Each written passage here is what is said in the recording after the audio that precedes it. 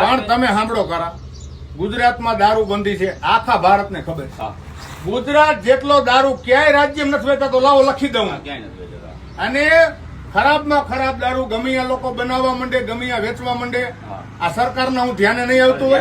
અરે ભાજપના ધારાસભ્ય મૂકો કદાચ સરકારમાં બેઠા છે, મીંદડી મ્યાઉ થઈ ગઈ છે, એકદમ નમાલા થઈ ગયા છે, પોતાના મુખ્યમંત્રી સામે નહીં બોલી શકતા, સત્તામાં રહેવા માટે સત્તાના ભૂખ્યા લોકો છે. પણ હું એમ કઉ છું કે કોંગ્રેસના ધારાસભ્યો અહીંયા પૌવા ખાંડવા ગયા છે. તમને જનતાએ મત આપ્યો છે, તમે જનતાના મત લઈને ગયા છો સુખાકારી માટે. પેલો મુદ્દો ભાઈ એ છે કે રેલમસેલ ગુજરાતમાં દારૂ વેચાય છે, તમને બધાને ખબર છે, આમાં જોવા વાળાને પણ બધાને ખબર છે. આમાં કેટલાયના ભાઈઓ દીકરાઓ ખોજાય છે. અત્યારે નાની નાની દીકરીઓ વિધવા છે, નાના નાના બાળકોએ પોતાના બાપ ગુમાવ્યા છે, દીકરીઓ બાળકો રજડે છે જ્યાં ત્યાં. આનો જવાબદાર કોણ?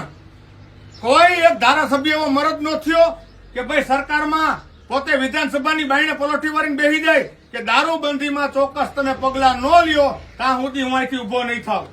આ ગુજરાતની જાંબાજ પોલીસને કાળા કામ કરવું છે, પણ આ સરકારના કેવાથી આ પોલીસ કામ નથી કરતી. ઉલટાના દરેકને હપ્તા પોગાડવા પડે છે.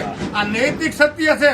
આ વાત મારી ખોટી લાગે ને તો તમે મને આમાં કોમેન્ટ કરજો, ફોલો કરીને લાઈક કરજો અને મને માર્ગદર્શન આપજો. ગુનાભાઈ તમે સાચા છો ખોટા છો? કારણ કે દારૂબંધી આ ગુજરાતને ભરખી ગઈ છે. આવનારા દિવસોમાં કારા હજી આ વાતાવરણ બહુ ખરાબ થાય. નાના નાના દીકરાઓ અટાણે દારૂ મીંડા છે પીવા. આ ગુજરાતની પ્રગતિ નથી, અધોગતિ છે.